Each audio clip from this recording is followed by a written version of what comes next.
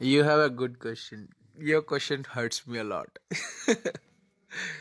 After hustle, after hustle, the real hustle started. मतलब hustle के बाद असली हसल शुरू हुआ ब्रो। और कि आफ्टर हसल मेरा गाना आया वेडिंग दी पुंगी, और उसके बाद कोई गाना नहीं आया है वैसा। एक्चुअली वेडिंग दी पुंगी जो गाना है वो हसल के आने के 1 या 1.5 साल पहले, मुझे ठीक से याद नहीं है, वो रिकॉर्ड हो चुका था। और उस टाइम मैं जिस कंपनी के लिए काम करता था उसका नाम है मिराज एंटरटेनमेंट लिमिटेड। उनके लिए मैंने बहुत से गाने बनाए हैं। और जब ये गाना हम लोग ने बनाया तब ये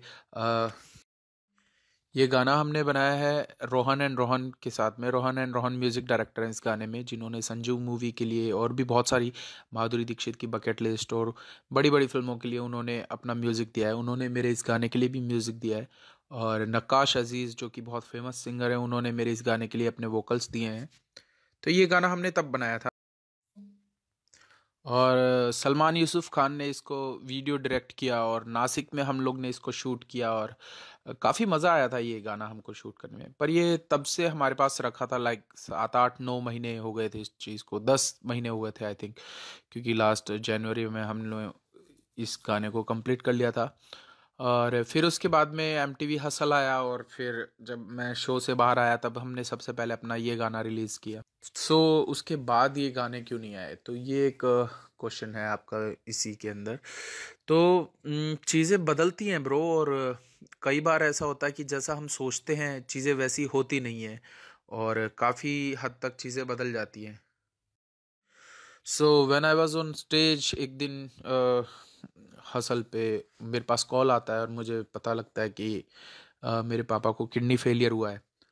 and I am the only son in my house, जो कि देखना होता है सब चीज़ों को। और मैं सबसे छोटा हूँ यार, तो मैंने कभी सोचा नहीं था कि इस तरह से जिम्मेदारियाँ वगैरह ये सब होती। जब मुझे पता चला इस बारे में तो आई वॉज वेरी अपसेट। और मुझे एक्चुअली कभी लगा नहीं था कि कोई एक होता है ना कि हमको पता होता है कि हाँ चलो यार मम्मी डैडी हैं सब संभाल लेंगे, बट अब वो एक एज में है जहाँ पे they need me, my family needs me actually. तो फिर ये सब चीज़ें हुई, और फिर मुझे तय करना था कि एक चीज़, या तो क्योंकि मैं इतनी दूर रहकर और उनको कैसे सपोर्ट। सो लाइफ में एक पॉइंट आता है जहाँ पे आपको अपने सपनों और अपने अपनों के बीच में कुछ चुनना होता है। तो I choose my family that moment, at that moment. और मैंने डिसाइड किया कि अब मुझे जाना चाहिए, अपने मॉम डैड को सपोर्ट करना चाहिए, अपनी फैमिली को सपोर्ट करना चाहिए। So I wound up all my things from Mumbai and I shifted to Rajasthan to support my family. So somewhere I decided कि मैं अप डाउन कर लूँगा और मैं जाता रहूँगा बॉम्बे और अपने गाने बनाता रहूँगा, अपनी कंपनी के साथ एसोसिएट रहूँगा। बट लाइफ में ऐसा होता है ना, कई बार चीज़ें बिगड़ती हैं तो फिर बिगड़ती ही जाती हैं। तो इस चक्कर में फिर यहाँ से जो टीम थी इनकी, कोलोजियम की, उन्होंने मुझे एनओसी नहीं दिया। और मैंने बहुत कहा उनसे कि प्लीज़ मुझे एनओसी दे दीजिए, मेरी जॉब चली जाएगी आपके कॉन्ट्राडिक्टरी कॉन्ट्रैक्ट्स की वजह से। जबकि मैंने ऑडिशन में साफ बताया था कि मैं ऑलरेडी एक कंपनी के साथ एसोसिएट हूँ। But that time they told me कि नहीं आप करिए आराम से, और गाने आपके ही रहेंगे और हम लोग सिर्फ म्यूज़िक हमारा रहेगा। But after hustle they told me कि नहीं नहीं आप गाना नहीं बना सकते, बिकॉज ये तो गाना हम MTV को दे चुके हैं, या जो भी है बाकी लोगों ने गाने बनाए, but they specially told me like that. और मुझे काफ़ी उस चीज़ का दुख है कि यार मैंने क्यों मतलब विश्वास किया लोगों पे। उसके बाद में मेरी कंपनी में जो कुछ लोग थे लीगल डिपार्टमेंट में, उन्होंने मेरे को कहा कि तुमने कॉन्ट्राडिक्टरी कॉन्ट्रैक्ट साइन कर दिए, so you have to leave. वो कहते हैं ना कि आसमान से गिरा और खजूर में भी नहीं अटका, सीधा जमीन पे धड़ाम। तो वैसा कुछ सीन हो गया ब्रो। और मतलब आई लॉस्ट माई जॉब।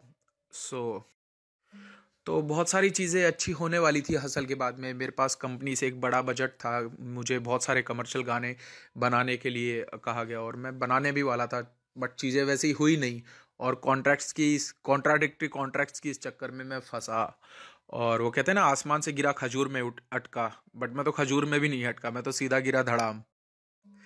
तो इस चक्कर में I lost everything, like I lost my job, I lost lots of hopes and बहुत सारे गाने जो बनाने थे, बहुत सारे आइडियाज़ थे, वो सब पैक करने पड़े।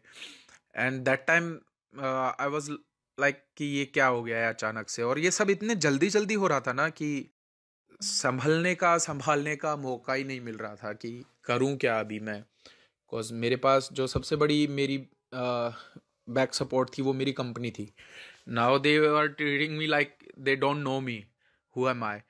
और उसी के साथ में यहाँ से मैं इनको बहुत बार कहता रहा, भैया से भी कहा मैंने कि यार एक बार आप, पर उसका कोई नहीं निकला solution, they didn't give me NOC. But किसी को कोई फ़र्क पड़ता नहीं है। मैंने बहुत कहा कि प्लीज़ आप मुझे एनओसी दे दीजिए, मुझे अपनी जॉब कंटिन्यू करनी है, मेरी जॉब है एक अच्छी खासी, मैं अपने गाने बनाना चाहता हूँ। बट ऐसा लग रहा था दे डोंट रियली केयर, और चीज़ें फिर उस तरह से हुई नहीं, और I lost my job. But किसी को कोई फ़र्क पड़ता नहीं है। मैंने बहुत कहा कि प्लीज़ आप मुझे एनओसी दे दीजिए, मुझे अपनी जॉब कंटिन्यू करनी है, मेरी जॉब है एक अच्छी खासी, मैं अपने गाने बनाना चाहता हूँ। बट ऐसा लग रहा था दे डोंट रियली केयर, और चीज़ें फिर उस तरह से हुई नहीं, और आई लॉस्ट माई जॉब। सो एक तरफ जहाँ बहुत सारी चीज़ें होने वाली थी, मैंने एक मेरे को कंपनी से एक गाड़ी मिल रही थी, मैंने उसकी टेस्ट ड्राइव भी ले चुका था। तो जब चीज़ें उस तरह से नहीं हो जैसे प्लान्ड हो, और ये सब इतना जल्दी जल्दी आ रहा था ना, मतलब एक वीक में सारी चीज़ें हैं तुम्हारे पास, नेक्स्ट वीक में तुम्हारे पास कुछ भी नहीं है। तो ये सब चीज़ें इतनी फटाफट हो रही थी कि तुम सोच भी नहीं सक रहे थे कि इसमें करूं क्या, मैं क्या सॉल्यूशन निकालूं, कोई और कंपनी देखूं या फिर क्या करूं। बट देन यू रियलाइज कि ठीक है, जो जा रहा है सो जा रहा है, I should focus on my family. तो एक तरफ इतना सब स्ट्रेस चल रहा था, एक तरफ हसल से मैं जिस तरह से निकला था, मैं लिरिक्स भूल गया था, और उसके लिए मुझे क्या क्या कहा गया on the stage, in front of all those cameras, on national TV, और वो सब चीज़ें, ये सब जानते हुए कि हाँ मैं कैपेबल हूँ, लेकिन मैं नहीं कर पा रहा हूँ, लेकिन उसके पीछे की वजह किसी ने नहीं जानी। बट हाँ यार, मैं था स्ट्रेस में, और चीज़ें बिगड़ती गई, और तो मैं एक अलग तरह के डिप्रेशन में था। डिप्रेशन पता नहीं बोलूँगा या नहीं, पर स्ट्रेस में ज़रूर था। उसके बाद पापा का किडनी का इशू हुआ, तो वहाँ से भी, क्योंकि कभी आप एकदम घर में सबसे छोटे होते हो, आपको बहुत सारा प्यार मिलता है, और एकदम से वो सारा प्यार हटा के आपको एकदम से जिम्मेदारियाँ मिल जाएं, और आपको लगे कि आपको बिहेव करना है बड़ों की तरह, मैच्योर की तरह, लेकिन आप ओवर द नाइट मैच्योरिटी नहीं ला सकते ना। तो वही सब चल रहा था, साथ में जॉब चली गई। मैं गाड़ी की टेस्ट ड्राइव ले चुका था, गाड़ी का ज़्यादा दुख हुआ मुझे। तो खैर डिप्रेशन में आ गया फिर वहाँ से, और कई दिनों तक मैंने किसी से बात तक नहीं की है। तो उसके बाद गाने इसलिए भी नहीं आए क्योंकि यहाँ पे जहाँ मैं आ गया था, ये बहुत आइसोलेटेड जगह थी, ना तो यहाँ पे मेरा कोई दोस्त था, ना कोई यहाँ पे स्टूडियो था, ना कोई म्यूज़िक से रिलेटेड कोई लोग थे, ना कोई बाहर से मेरी हेल्प कर रहा था कि चलो तुम गाने बनाओ, हम तुम्हारे साथ हैं, हम तुम्हें बीट प्रोड्यूस करके देंगे, या फिर तुम आ जाओ हमारे स्टूडियो, हम रिकॉर्ड करवाते हैं। ऐसा कोई था ही नहीं यार। तो मैं चाहता था, मैं बहुत सारे मैंने गाने लिखे हैं, उस टाइम पे भी मैंने लिखना बंद नहीं किया कभी भी, लेकिन मैं नहीं कर पाया उस टाइम, कोज नहीं था मेरे पास कोई भी ऐसा तरीका जिसके साथ में मैं गाने बना पाऊँ।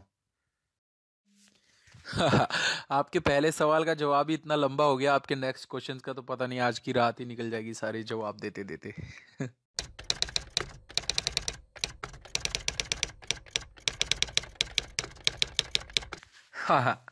If you woke up as Raftaar tomorrow what will you do first? मैं अगर कल सुबह उठता हूँ और मुझे पता चलता है कि मैं रफ्तार हूँ, तो मैं सबसे पहला काम करूँगा, माफिया मुंडीर बनाऊँगा वापस से, और गाने लेके आऊँगा बहुत शानदार वाले, और पूरा वीडियो, मतलब हनी पाजी होंगे जिसमें, और इक्का भाई होंगे, लिल गोलू होंगे, मैं तो रफ्तार रहूँगा ही, और वापस से माफिया मुंडीर के कमर्शियल गाने लेके आऊँगा दबा के। कम से कम एक गाना जिसमें एक एल्बम जिसमें 8 गाने होंगे, ऐसा काम करूंगा मैं।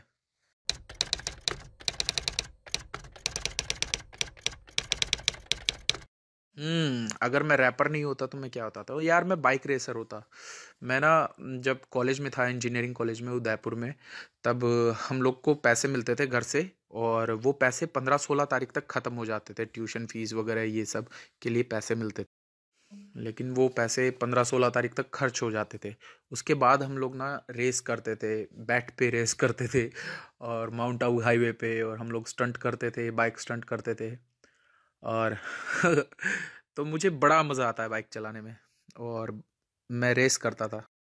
और अगर मैं फिट होता उस टाइम पे, तो ऑब्वियसली मैं सीडीएस का एग्ज़ाम देता, और फिर इंडियन एयरफोर्स में फ़ाइटर पायलट होता। बिकॉज मेरी फैमिली में बहुत सारे लोग इंडियन एयरफोर्स में ऑफिसर हैं, आर्मी में ऑफिसर हैं।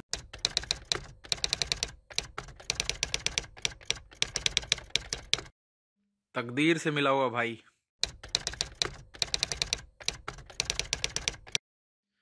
मिला मोटिवेशन जब सुना 47, अब मैं रोज 8 किलोमीटर भाग लेता हूँ। पहले 11 बजे तक खुलती नींदें ना थी, अब मैं रोज सुबह 5 बजे जाग लेता हूँ। मोटिवेशन ब्रो, 47 सुनते ही मोटिवेशन मिलता। नाराज योद्धा।